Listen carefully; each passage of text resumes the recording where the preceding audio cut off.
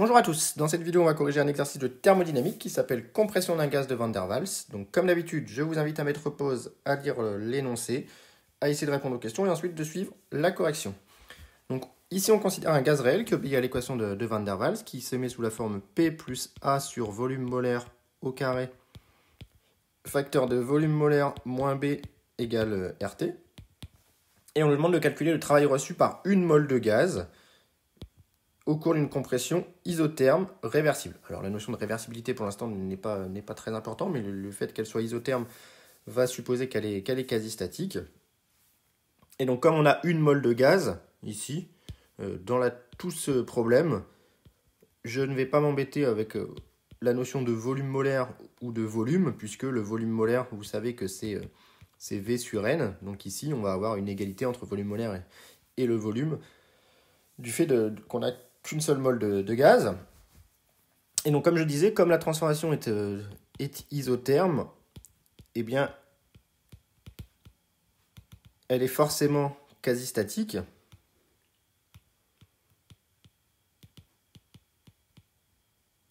Et donc, on a que Px égale P à tout instant. Ça va être très important pour le calcul du travail.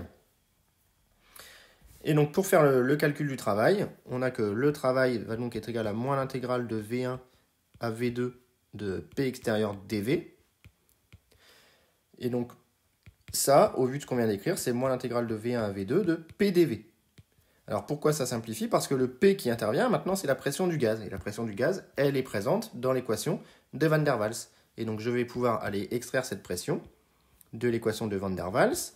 Ça va me faire RT divisé par volume molaire moins B moins A sur volume molaire au carré.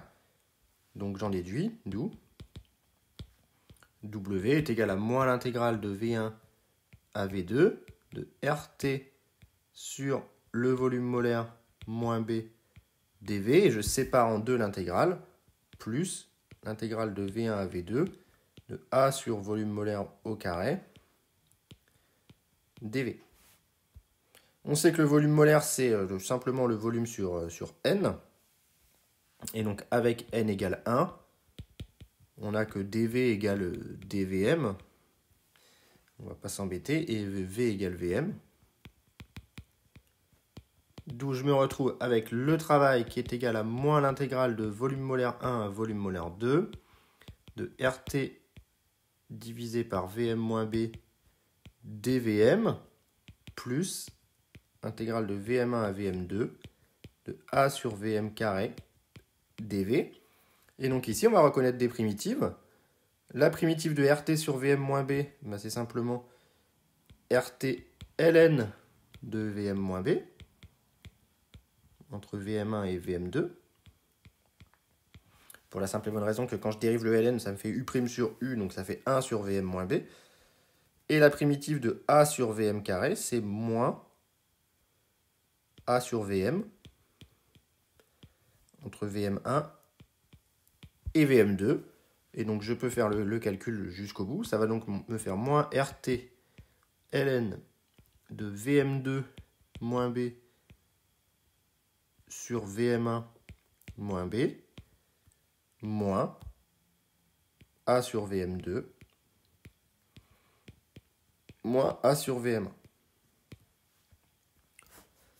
Donc voilà ce qu'on trouve pour le travail. Une expression un petit peu plus compliquée que celle qu'on a pour le gaz parfait, mais qui reste acceptable ici.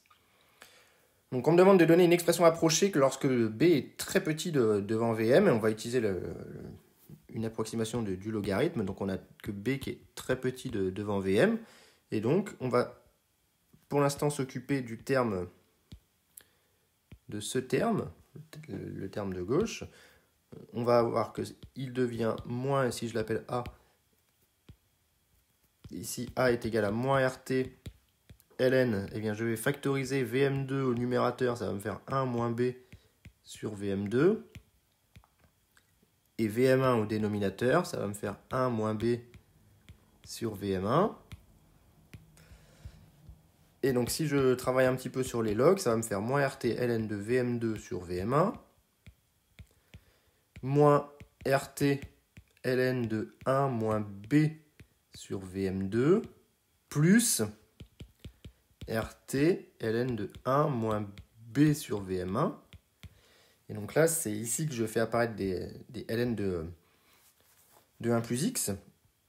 Et on nous dit d'utiliser le fait que ln de 1 plus x est à peu près égal à x. Donc ça va être égal à moins RT ln de VM2 sur VM1,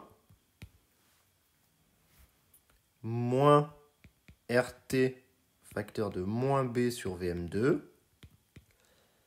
plus RT facteur de moins B sur VM1. Donc si on essaye de le remettre un petit peu dans une forme plus classique, ça fait moins RT ln de VM2 sur VM1, plus RTB facteur de 1 sur VM2, moins 1 sur VM1.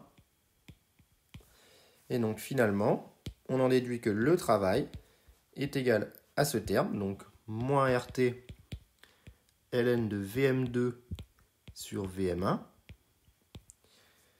plus un terme en 1 sur VM2 moins 1 sur VM1,